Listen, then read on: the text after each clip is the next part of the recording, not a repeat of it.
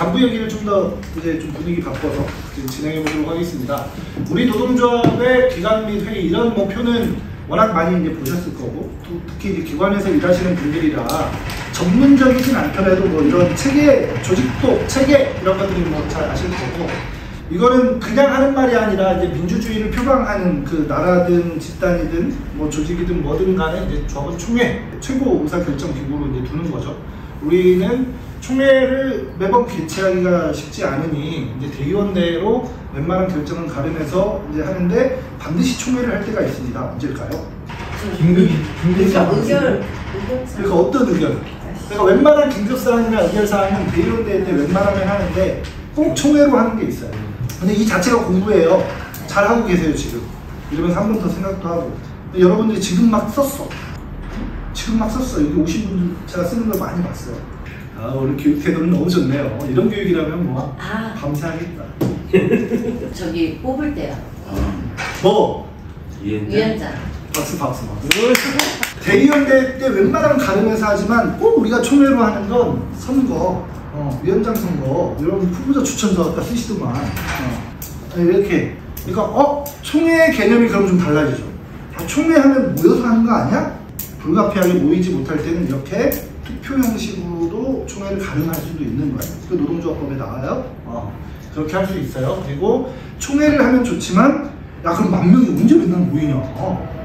어렵잖아요. 그래서 대의원회를 설치할 수 있어요. 그 법이 그렇게 돼 있어요. 노동조합법이 그렇게 돼 있고, 그 법에 근거해서 우리 노동조합의 규약을 만들었어요. 그 규약대로 이렇게 운영을 하는 겁니다. 그래서 그 대의원대 밑에는 이제 중앙운영위원. 우리는 현재 30인당 1인의 대의원이 있어요. 그래서 대의원이 너무 많아서 50인당 1인으로 좀 줄이면 안 될까? 이 논의가 한번 좀 있었던 적이 있고, 50인당 1인으로 중앙운영위원을 선출을 해요. 중앙운영위원만 해도 수백 명인 거예요. 회의 장소 잡기도 어려워. 그래서 중앙운영위원회는 100인당 1인으로 좀 하면 안 될까? 지부장은 이제 당연히 당연직으로 하고, 이런 논의들도 이제 있었던 거고요. 중앙집행위원회를, 사실은 이 중앙집행위원회가 가장 상설적인, 그러니까 가장 말단 결정기구이기도 하면서도 집행기구로서의 역할도 하고 있어요. 현재 이제 중앙집행위원회는 주로 격주에 한 번씩 이렇게 하고 있고, 중앙운영위원회는 주로 2달에 한 번씩 하고 있고, 대의원대회는 주로 상반기, 하반기 1년에 2번 정도 진행하고, 조합원 총회는 이제 이렇게 필요시 하는데, 이제 위원장 선거는 이제 주로 3년에 한 번 하니까 이렇게 이제 하고 있다. 그리고 회계감사는 이제 별도로 우리가 이렇게 하고 있는데, 윤석열이 엊그저께 자기의 막 추적을 얘기하면서 노동조합 회계공시를 하면서 회계가 뭐 투명하게 운영되고 있다고 하는데, 말도 안 되는 소리죠.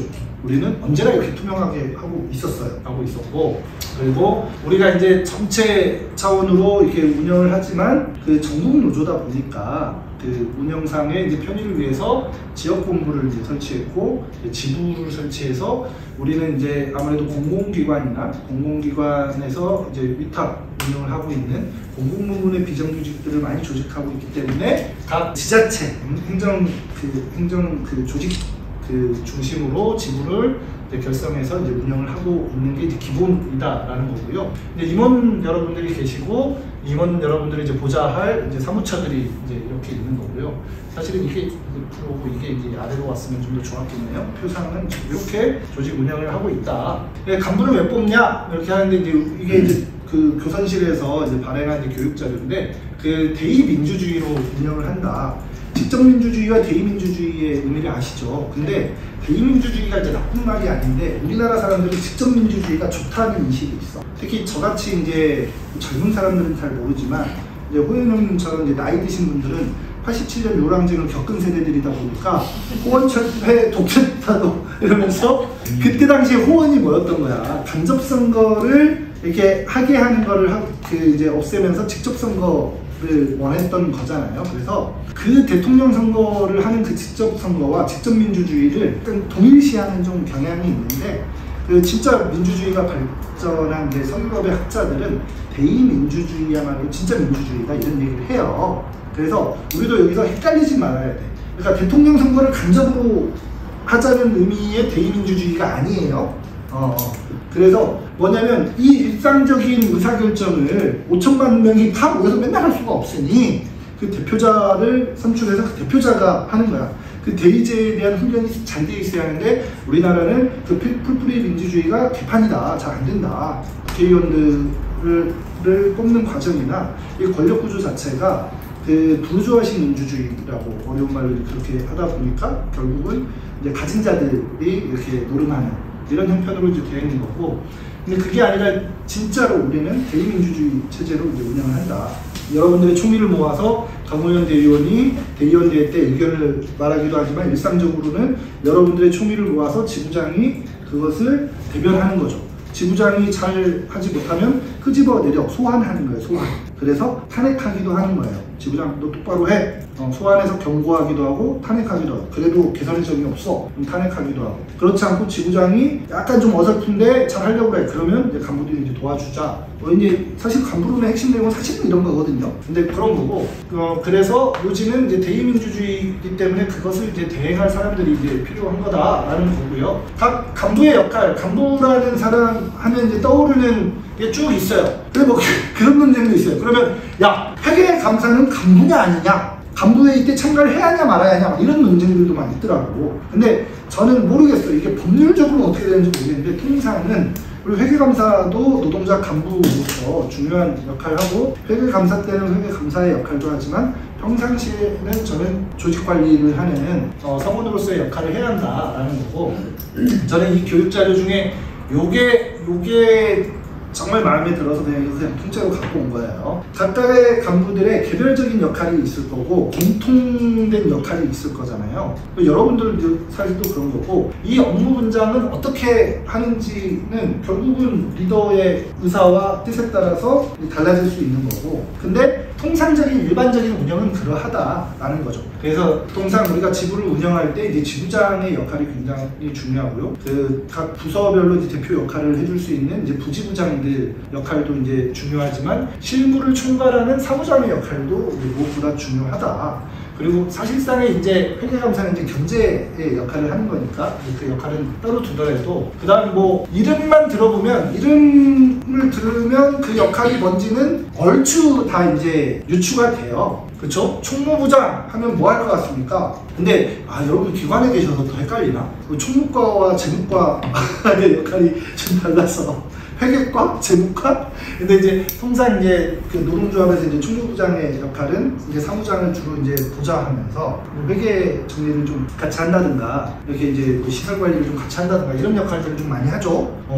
이제 조직부장은 아시다시피 이를테면 환경위원들 조직이 있으면 여기 관리하고, 행정직들이 있으면 행정직 관리하고, 뭐 문화관광과 있으면 문화관광과 조직을 관리하고, 각각의 이제 별도의 이제 우리가 한 곳에 모여 있지 않으니까, 그리고 설사 모여 있다 하더라도 뭐 조직일부, 조직이부 이런 식으로.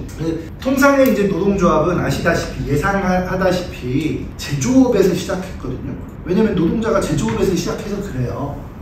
그 영국을 비롯해서 서유럽에서 그 노동자라는 개념이 이제 탄생하기 시작했던 거고, 노동조합도 거기서 시작했어요. 뭐 우리가 아는 뭐 러다이트 운동이랄지 그 일련의 과정을 넘어서 이제 노동조합을 결성하고 발전해오고, 그래서 노동법이라는 것도 사실 제조업체 위주로 노동법이 우리나라에서 발전한 거 아니죠. 서유럽에서 도입되고 발전한 게 우리나라로 물 건너 들어온 거죠.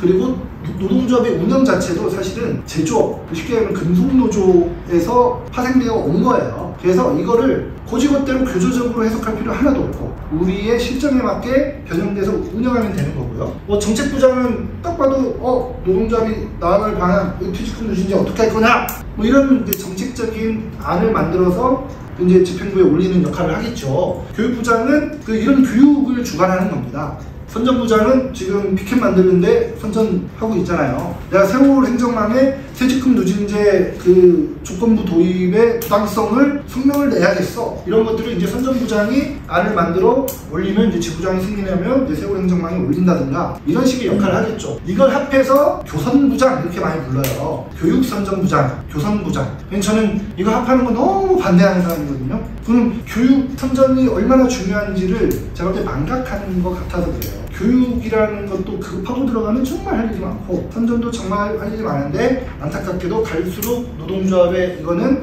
합한다. 심지어 우리 민주연합은 정책 교육 선전을 다 합했다. 이런 얘기를 하면 나의 인사권자를 내가 매기는 꼴이 되네요. 저는 개인적으로 반대합니다. 근데 우리는 정책 교육선 정교선 이렇게 부르는데 이거 한 사람이 할 일이 아니에요. 이거는 우리 정교선 실장님이 계시는데 체육부장은 맞아요, 체육부장입니다. 우리 문화체육 행사하고 뭐 이러는데 역할이 약간 겹치면서도 약간 다르죠. 그래서 문화부장은 일상적인 그 지구 내에서 이제 문화활동 사업장 내에서 예를 들면 동아리를 뭐 추진하거나 운영하거나 뭐 이런 것까지 다 기획해서 이제 하기도 하고요. 산업안전, 사람부장 또는 노안부장 이렇게 많이 불러요. 노안은 이제 제가 또 노안이잖아요. 그래서 너무 좋아하시네. 그래서 이제 이런 그 오해를 없애기 위해서 산안 이렇게 부르나? 이제 산업안전, 노동안전, 이제 늙은 얼굴, 노안부장.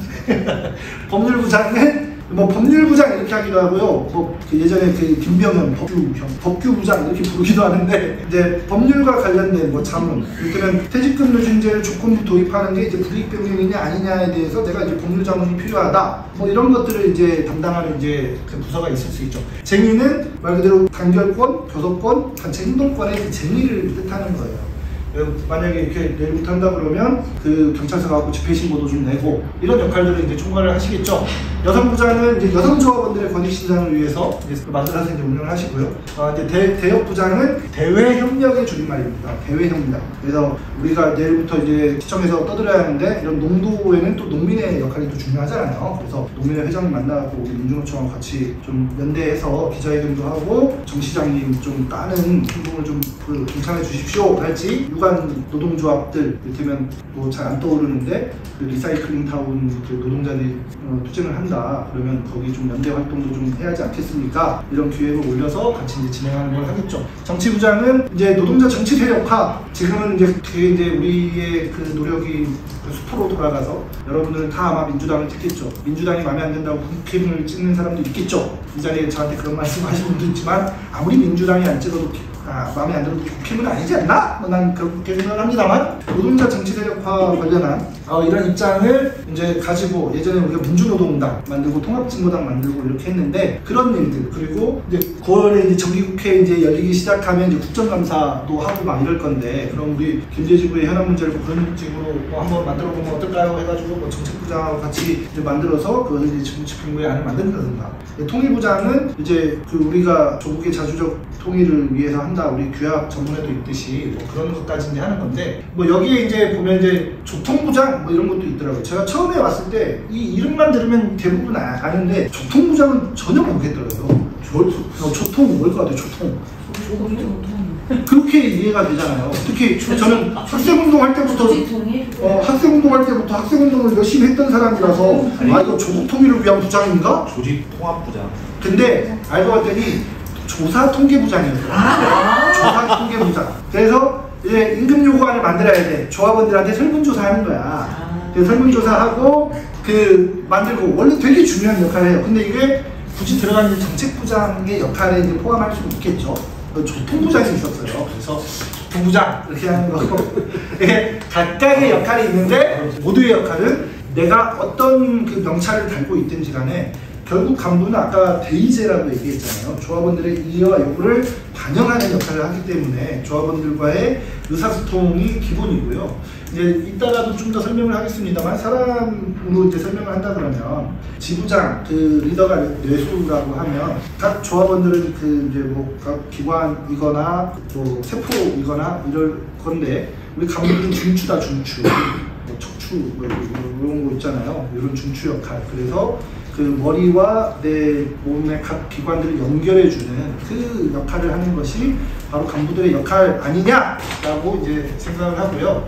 굳이 막 정말 최소화해서 조직을 운영한다 한다 그러면 다른 건 다 없애고 이제 지부장, 부지부장, 회계감사, 사무장 이렇게 두고 다른 분들은 아닐 말로 그냥 다 조직부장 이렇게 해도 무방한 거예요. 조직일부장, 조직이부장, 조직상부장, 조직사부장 이렇게 해도 무방한 거예요. 그만큼 조합원들과 소통이 중요하다. 조직부장은 가장 중요한 자기 역할이 그건 거니까. 그만큼 간부의 역할 중에 핵심은 조합원들과 소통이 이제 핵심이다라는 거고요. 본격적인 이제 간부론 이제 하면서 제가 원래 다른 데 가서 간부론 할 때마다 가장 먼저 보여드리는 게 이거예요. 다다익선 이 일화 아시나요? 다다익선 모르시나요? 모르실 것 같아서 준비했습니다. 중국 한나라 유방의 이야기입니다. 유방은 신하인 한신에게 물어봅니다. 짐이 지휘할 수 있는 군사의 규모는 얼마나 된다고 보는가? 폐하께서는 10만 정도 거느릴 수 있을 것으로 생각됩니다. 유방은 대답이 마음에 들지 않아 다시 물어봤습니다. 그러면 그대는 어느 정도를 거느릴 수 있는가? 예, 신은 많으면 많을수록 더욱 좋습니다. 많으면 많을수록 좋다고? 기가 찬 유방은 웃으며 말했습니다. 많으면 많을수록 좋던 그대는 왜 10만밖에 거느리지 못하는 내 신하가 되었는가? 한신은 이렇게 대답했습니다. 폐하께서는 병사를 거느리는 데는 능하지 않지만 장수를 잘 다스리십니다. 이것이 바로 신이 폐하의 신하가 된 이유입니다. 다다익선은 이 이야기에서 유래됐다고 합니다.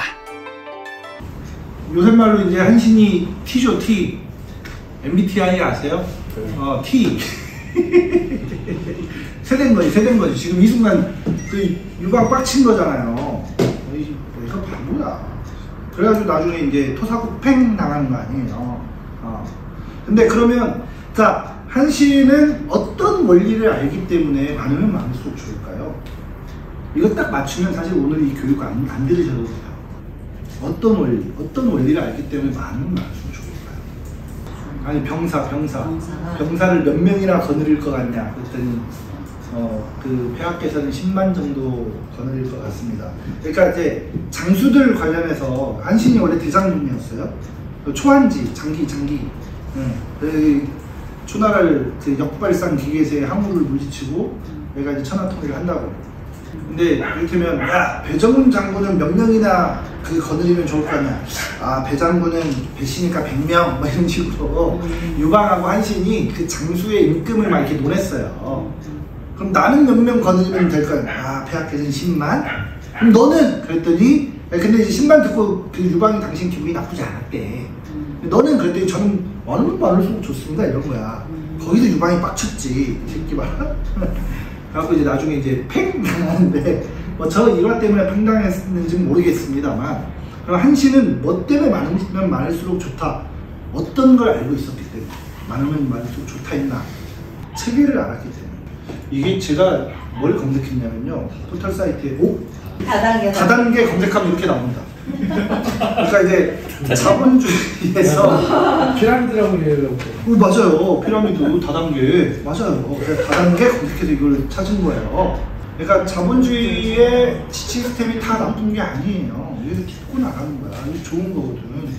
그러니까 사람 삥 뜯는 것도 우월하지만 조직 관리에서 이보다 우월한 게 없는 거예요.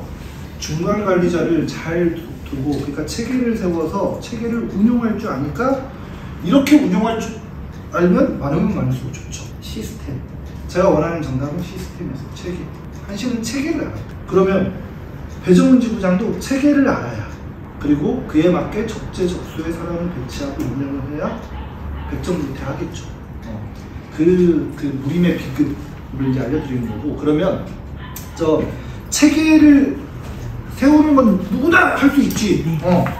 야, 너 뭐 하고, 너 뭐 하고, 너 뭐 해. 그럼 그렇게 하면 저절로 돌아가냐? 그러지 않거든요. 그 조직 운영에서 그 핵심이 뭐냐면, 핵심. 정답 다 드린 거예요. 그러면 조직 운영, 그 체계를 세워서 운영하는 데서 제일 중요한 건 뭔데? 규율입니다. 규율. 근데 여러분들은 일단 적어도 제 세대 이상쯤 다 되시는 분들이네요. 이분 빼고.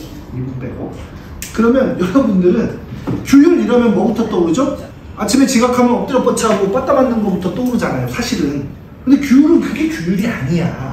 원래는 규율은 그래서 뭐다? 합의사항을 이행하는 거예요. 우리가 교문 닫기 전에 학교에서 담배 피다가 걸리면 빠따 맞는다, 귓밥 맞는다, 이거는 그 규율 중에 일부지. 규칙을 어기면 귓뺨을 맞거나 퇴학을 당한다. 이거는 그 규율 중에 일부일 뿐이지 규율이라는 말이 원래 무서운 말은 아니거든요. 약속을 지키는 거예요. 합의사항을 이해한다. 조직에서 제일 중요한 거 합의사항 이해. 자, 간부회의를 했어. 다음 주까지 이를테면 문화체육 행사 뭘 하는 게 좋을지 조합원들한테 다 들어오기로 했어. 그렇게 하면은 들어오는 사람이 있고 그렇지 않은 사람이 있죠. 이렇게 간부회의 했어. 다음 주까지 임금 요구안 만들기로 해서 조합원들한테 임금 설문조사 받아오기로 했어. 그러면 받아오는 사람이 있고 그렇지 않은 사람이 있는 거예요. 받아오는 사람이 잘하는 거고 그렇지 않은 사람이 잘못한 거죠. 합의사항을 이해하는 게 중요한 건데 그러면 규율 준수의 추동력은 뭐냐? 예전엔 귓밤이었지 선생님네. 새끼 엎드려 뻗쳐 자식! 빠! 맞기 싫어서라도 맞기 싫어서라도 지각하지 않고 숙제해오고 이렇게 했죠. 근데 지금 선생님 그렇게 하시나요? 청소년 문화의 집에 애들 오면 막 빡! 하시나요? 그럼 어떻게 하십니까? 어떻게 하십니까? 결국은 자각과 책임, 네가 그걸 왜 해야 하는지를 설명하고 설득하고 하면 야 그거 나주차고 하냐? 나주차고하지. 이걸 해야 네 신간에 좋다는 걸, 신상에 좋다는 걸 잘 설득하면서 결국은 그 자각과 책임으로 하게 하는 게 정답이죠. 요새 교육도 이런 식으로 많이 바뀌긴 했지만 뭐 여전히 강압적으로 이제 하긴 합니다만 결국은 여기에 그 간부 안 하면 너 두고 봐. 니네 집 어떻게 되나 보자. 밤길 조심해라. 막 이렇게 하고 협박받아서 간부하러 온 사람 있나요 혹시? 있는 것 같아. 있는 것 같아서 더 못 물어보겠어. 없잖아. 다 자발적으로 하기로 한 거잖아요. 그래서 내가 이왕 하기로 한 거 작업과 책임에 의해서 합의사항을 이해하면 그 조직은 잘 돌아가지 않을래야 잘 돌아가지 않을 수가 없습니다.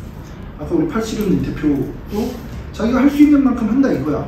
저렇게 한다고 해서 나는 개인적인 일이 있어서 난 죽었다 깨어나도 못해 이런 사람들에 비해서 얼마나 감사하고 좋아요. 그럼 저런 분들은 저분이 할 수 있는 만큼의 일을 잘 주면 돼. 그게 리더의 역할이야. 수요일날 막 전주에 가가지고 80협회를 책임져야 할 사람한테 야 너 수요일 저녁에 가갖고 저기 누구 만나갖고 여기 가을본서 좀 받아와 이런 일을 자꾸 주면 못하잖아 저 사람은. 이제 지구 입장에선 쟤는 일 못하는 지가 맡은 일도 안 하는 이렇게 나게 되는 거야. 저 사람 마음은 그게 아닌데 내 마음은 죄송합니다. 우리 어떡할 거야. 그게 아닌데 그렇게 돼버리는 거지. 그래서 리더가 일을 잘 주는 것도 중요해요. 근데 자 아까 말씀드렸듯이 다시 돌아가서 진짜 중요한 거니까 한시는 이 시스템을 알았던 거야.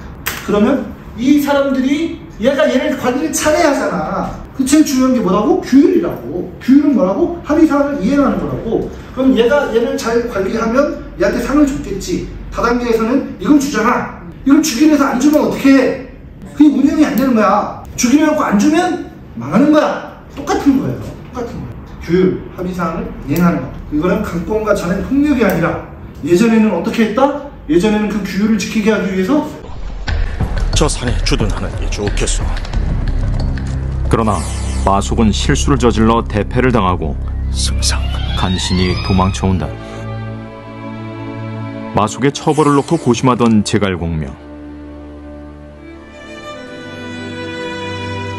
결단을 내려 마속의 처형을 명한다. 끌고 가라. 오시 집행한다. 승상! 이게 읍참마속이라는 사자성어 아시잖아요. 그래서 울면서 참한다. 마속.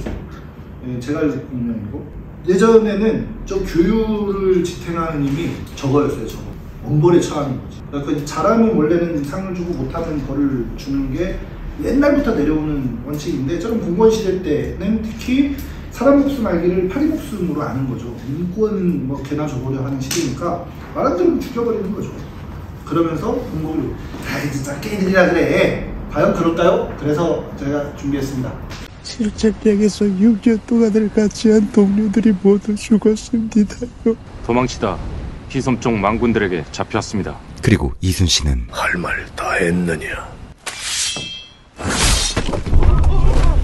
이순신은 탈영한 수군의 목을 단번에 베어버립니다. 이순신은 더 이상 탈영병이 생기지 않게 엄히 다스린 것입니다. 분율은 지엄한 것이다. 알겠느냐? 예전에 저렇게 강권과 전행 폭력으로 사실 군대에 이제 약속 규율이니까 군율이죠.